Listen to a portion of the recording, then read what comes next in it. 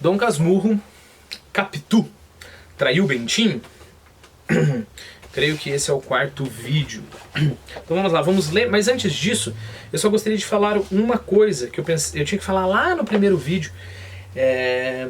Eu quero agradecer a Sônia. A Sônia é uma das inscritas do canal que propôs esse vídeo.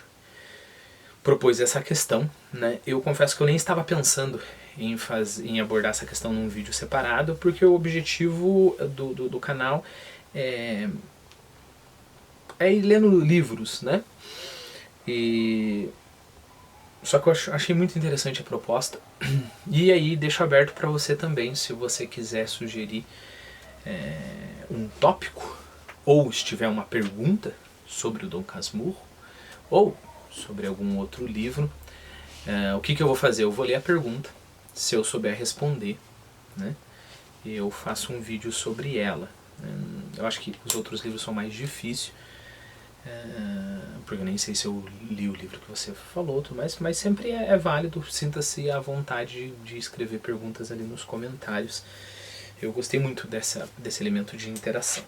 Então vamos lá. Capitu sem enigma. Primeiro, falando sobre o Dalton Trevisan.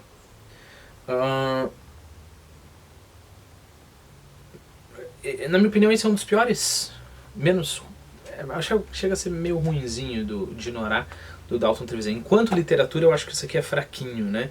Ele simplesmente está tentando defender um ponto e aí coloca na boca de um personagem, e o personagem tem alguns trejeitos ali, até você, cara, só que é uma argumentação. Isso daqui é um artigo, né? Com uma capinha ali de literatura. Não é o Dalton Trevisan dos grandes, né? Não é. O Dalton Trevisan tem umas oscilações assim, mas ele é genial, genial. Eu só não aconselho você a comprar esse livro de Norá se você quer conhecer o Dalton. Tem uns contos ali que ele perde a mão, você vai perceber que o Dalton trabalha muito com essa crueldade, etc. Mas tem um propósito nos livros bons dele. Aqui simplesmente acho bem ruinzinho, assim. Se você quer conhecer o Dalton de verdade,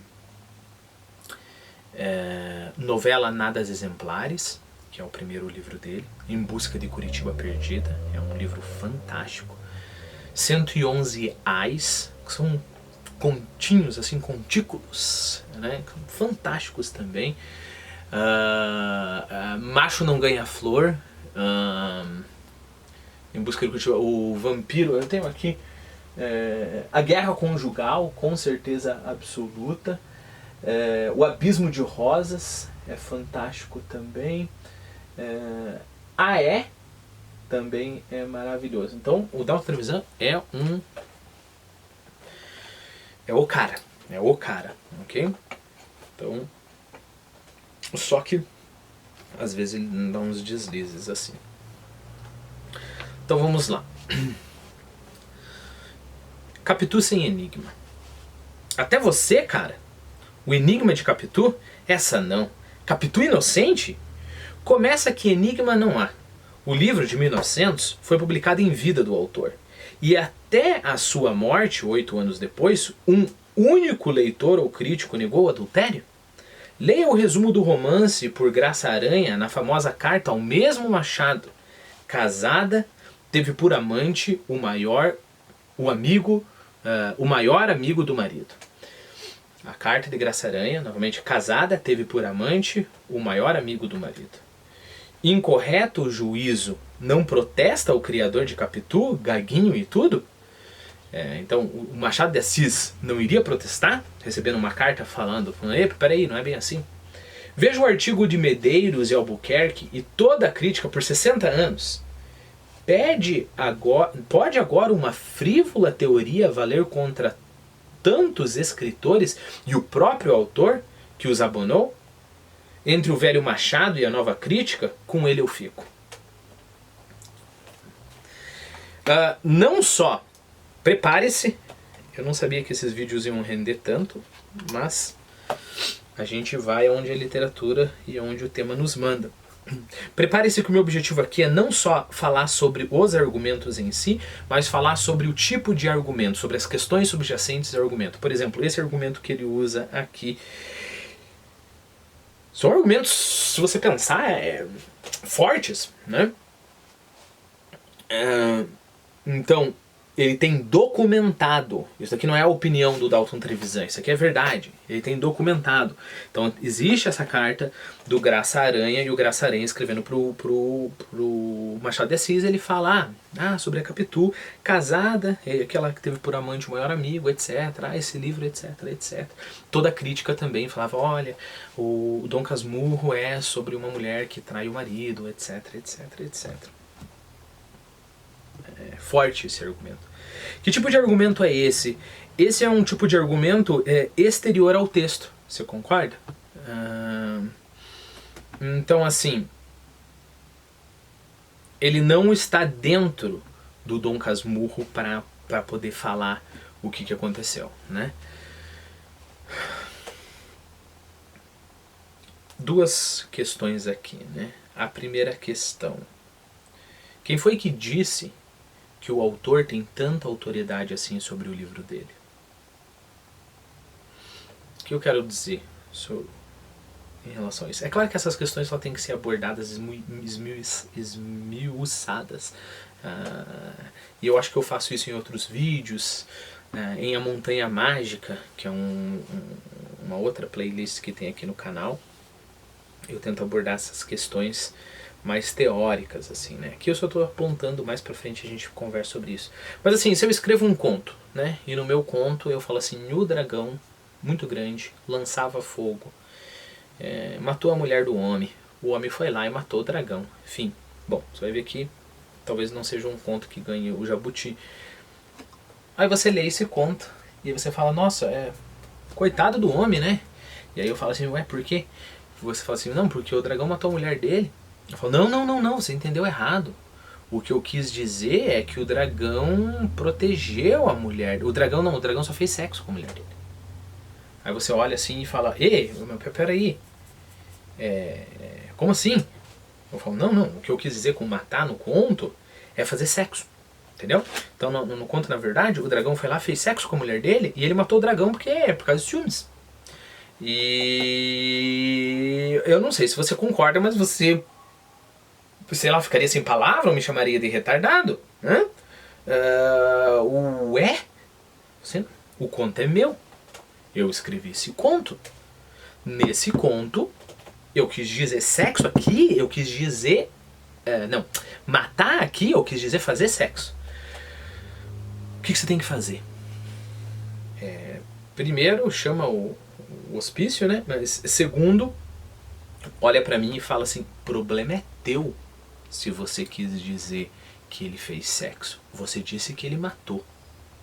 O conto, pode ser que na tua cabeça, tudo bem, mas o conto que você escreveu, ele matou a mulher. Então a tua interpretação está errada em relação ao conto. Porque é o conto que eu leio, eu não leio a tua cabeça.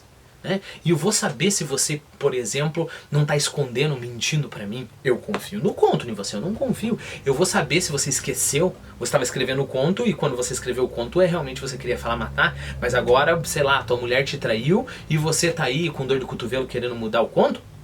Ok? Então, o que eu estou querendo provar aqui? Eu estou querendo provar que há uma existência autônoma do texto em relação ao autor. Ok? Tanto no erro quanto na interpretação. E a gente fala, é claro que eu dei um exemplo bem bobo para deixar bem óbvio, mas olha, pega o David Lynch. A propósito, assista os filmes do David Lynch. Você assiste os filmes do David Lynch, são geniais os filmes dele. Ele fala sobre o mal, ele retrata o mal, né? Você ouve o David Lynch falando, você vai falar assim, cala a boca, cara, cala a boca, você fala só bosta. Você só fala merda, David Lynch, cala a boca, right? Por quê? Porque tem muito disso. Às vezes o escritor, ele tem esse feeling para a arte, ele sabe o que fazer ali, mas ele não sabe explicar, ele não sabe nada disso. Eu não estou dizendo que é isso que aconteceu com Machado de Assis, eu só estou defendendo que há essa separação entre a obra que foi criada né? Eu não entendo nada, por exemplo, eu tenho teorias das relações sociais muito horríveis, né?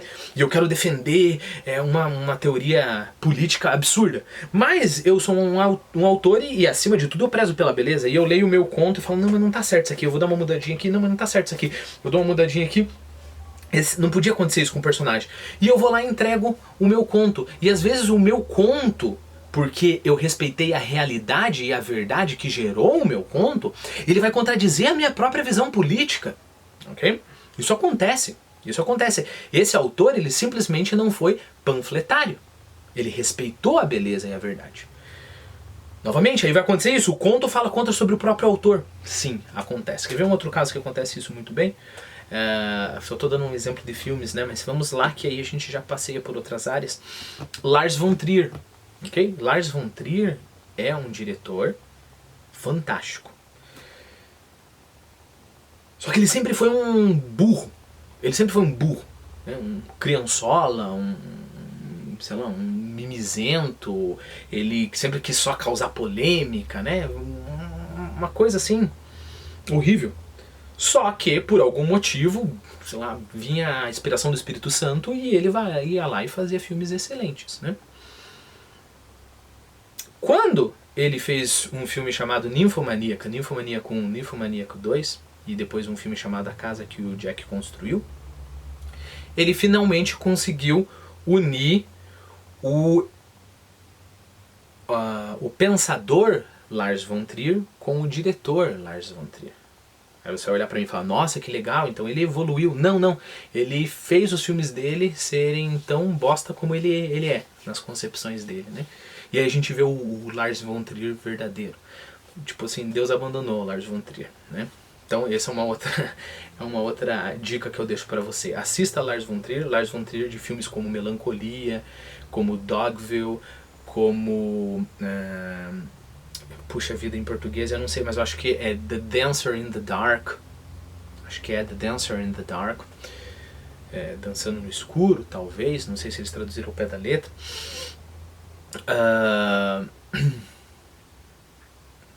O Anticristo, né? Assista esses filmes pra cá, né?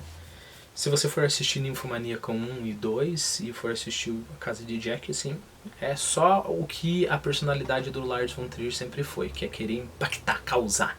Ninfomaníaca 1 e 2 é basicamente filme pornô, né? E aí ele quer colocar umas passagens intelectuais, assim, pra você olhar um filme pornô pensando, é tão profundo, né? Mas é só isso, é só uma pessoa querendo mostrar putaria e querendo impactar. E A Casa que o Jack Construiu, mesma coisa, só que pra violência, né? Eu admiro, eu posso... Se você ficar interessado, me peça nos comentários. A gente pode falar sobre uns filmes violentos que são dificílimos de assistir, dificílimos de engolir, mas são geniais, né? Então não há problema usar violência, assim como não há problema mostrar sexo, né? Não há problema nenhum. Só que, né, Na Casa que o Jack Construiu é violência pela violência, ali mostra um monte de violência, né? Novamente só querendo impactar, né? Bom, fui longe novamente, mas tudo isso é necessário para dizer que tem isso. Pode ser que o Machado de Assis foi sentindo a personalidade do Dom Casmurro. Pode ser, eu não estou defendendo, eu estou defendendo a dúvida aqui, ok, pessoal? Estou defendendo a dúvida. Então pode ser que ele simplesmente respeitou a personalidade e o discurso do Dom Casmurro, e por mais que ele pensasse que a Capitu traiu e pronto, o livro diria que não. Pode ser também que as pessoas não entenderam o Machado naquele tempo. E o Machado ficou quieto, porque a obra ela tem uma existência autônoma. Pode ser também... Bom, pode ser também que não há dúvida, eu acho que não. Isso já não pode ser. É impossível dizer que não há dúvida, né? Não há dúvida nenhuma. Mas pode ser aquela postura que eu falei pra vocês, né? Há dúvida só no meio, no final não haveria dúvida mais, talvez para esses críticos, não sei. Bom, vamos para o próximo vídeo, continuaremos a ler o conto.